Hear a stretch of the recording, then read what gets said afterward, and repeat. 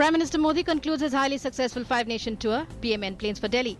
From ensuring support to India's membership of the NSG from Switzerland and Mexico to historic bilateral with the US President, Prime Minister's visit has been a saga of achievements. Mexico supports India's bid as member of Nuclear Suppliers Group. India and Mexico have agreed to develop bilateral ties towards strategic partnership and cooperation in space and technology following delegation-level talks. Mexican President drives PM Modi to restaurant for dinner. In his historic address at the joint session of the US Congress amid unprecedented standing ovations, PM Modi says, India and the United States come together and through their shared values do something for the benefit of the world. Calls for isolating those who harbour, support and sponsor terrorism. In Chhattisgarh, Naxals attack ITBP camp in Kondagaon district of tribal Bastar division. Fire rockets and open heavy gunfire at company base at Ranapal. Fleet of jungles falling stiff resistance by security forces. No casualties reported. Combing operations on.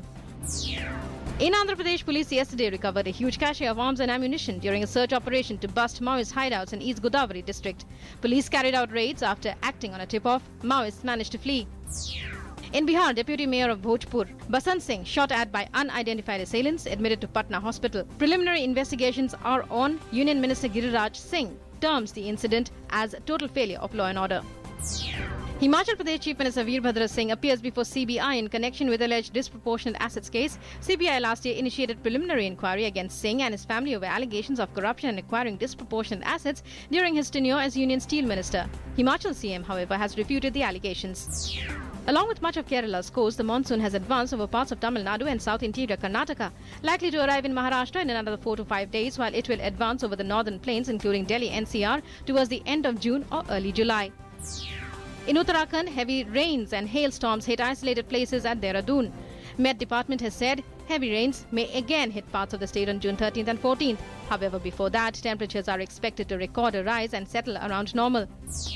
6 fishermen from Tamil Nadu have been arrested and their boat seized by Sri Lankan naval personnel for allegedly crossing the international maritime boundary line and fishing in their territorial waters. In Iraq, over 22 killed, 70 wounded in twin attacks in Baghdad. Suicide car bombers targeted a commercial street, an army checkpoint in Taji as Iraqi forces tried to dislodge Islamic State militants from Fallujah. In Australia's southernmost state of Tasmania, flooding eased today, allowing nearly 3,000 residents to return to their homes. The country's east coast was battered this week by heavy rains. Helicopters are there to assess the damage and inspect the rivers.